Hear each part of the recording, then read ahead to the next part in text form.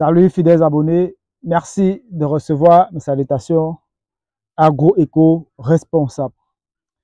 La terre ne trompe pas, c'est vrai, on ne touche pas avec elle.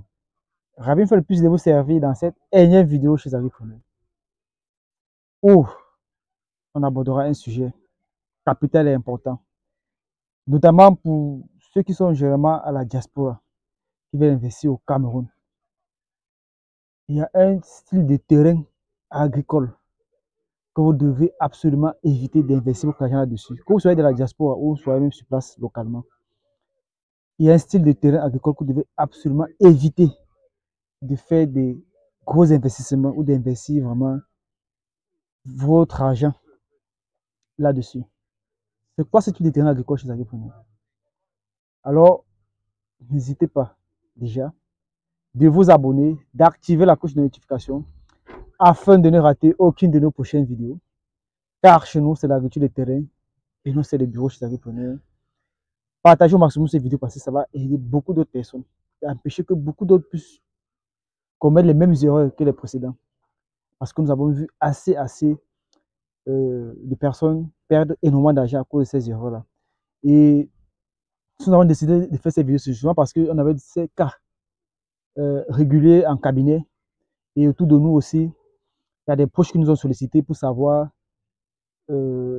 comment ou sur quel terrain ils voulaient investir. On leur a dit attention à cela parce que voilà. Alors, chers agripreneurs, c'est quoi dans ce type de terrain que vous devez absolument éviter d'investir votre argent?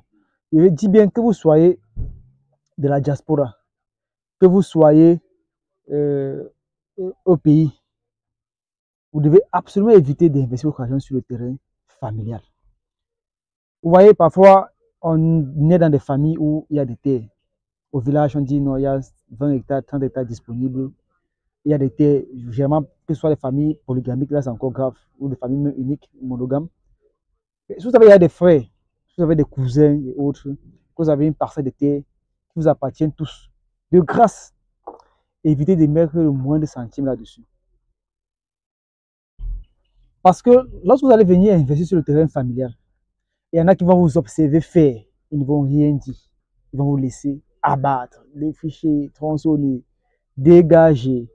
Lorsque vous allez faire la mise en valeur, vous allez mettre vos cultures. Quand le moment viendra où les récoltes vont commencer, chacun va venir se servir. Hein.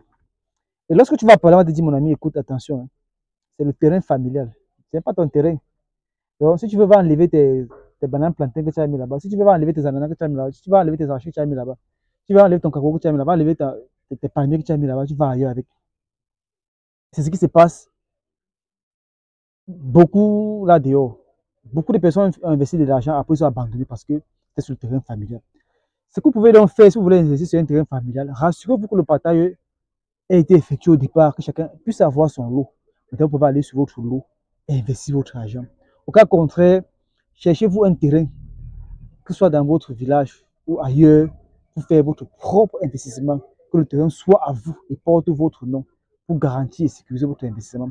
Parce que même si vous faites votre investissement sur le terrain familial et que demain vous n'êtes pas là, vos enfants ne pourront pas en bénéficier parce que les frères et sœurs, les cousins et autres machins viendront leur dire dégage ici, ça ce n'est pas le terrain de votre père, c'est le terrain de la famille. Donc, c'est le conseil que je tenais à vous donner et particulièrement aussi à Cédric, un ami très proche, un ami d'enfance, qui m'a sollicité pour cette question où je lui ai dit attention Cédric, ne va pas mettre des millions sur le terrain familial. Rassure-toi que le terrain soit partagé, que tu puisses avoir ta portion avant de pouvoir investir ton argent. Soit tu achètes un terrain à part et tu investis de façon euh, euh, sereine. Donc, voilà le conseil que je voulais donner dans cette vidéo chez Agripreneur. Faites très attention. Beaucoup ont commis cette erreur et ils ont perdu beaucoup d'argent. Vous aussi, qui allez regarder cette vidéo, vraiment, je pense que peut-être ceci va tomber à point nommé si vous n'avez pas encore eu à engager des investissements sur un terrain familial. Ça va vous permettre de comprendre, de voir ce qu'il y a de faire afin d'éviter de perdre de l'argent. Donc, non à l'investissement sur un terrain familial. Parce que quoi que vous fassiez, plus tard, vous aurez de la peine à récupérer votre investissement et à rentrer dans vos fonds. Donc, autant mieux vous diriger ailleurs, acheter votre parcelle et investir là-dessus. Partagez au maximum cette vidéo afin que d'autres agripreneurs, eux qui soient plus en bénéficier de cette vidéo, bénéficient de ces conseils. Alors, chers agripreneurs, disons à très bientôt pour un sujet, pour un conseil encore plus intéressant, encore plus alléchant. Vive l'agriculture africaine, vive l'agroafricanisme. C'était comme ça pour vous, le Chantina Agroafricain. Comme toujours, pour vous servir avec beaucoup de plaisir et beaucoup de bonheur. À très bientôt. Bye bye.